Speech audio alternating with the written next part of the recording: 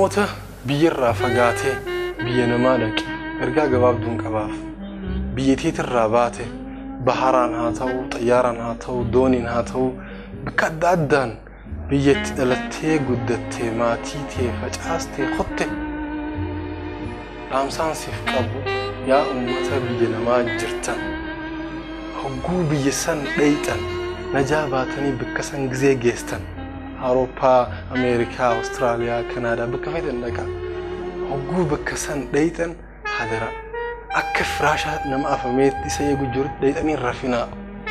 raguddaan namaa maal godha hogguu biyya firraa bahee biyya ormaa dhaqee akka nama firaasha afee isa eegu jiru dhaqee rafu jechuun maali guddatuu dhabu jijjiiramuu dhabu amataa gadaa hojii takkarra taa'u barumsa barachuu dhabu kun jechuun maali nama dhaqee mana tokko seenee firaasha afamee dubbaarafu jiru jechuudha haa irribarra akkasin ta'ina akka mansalaala akka sullumaa ta'a biyyarraa baate sulluma takkarra ejjattee jirta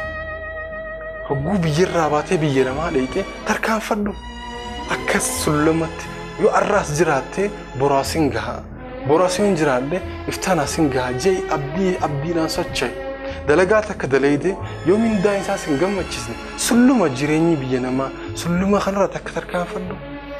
barumsi yoo barbaadde jireenya kee jijjiiruuf baradhuuf jijjiiri hin taa'in waan takkarra taa'uuf biyyarraa hin baane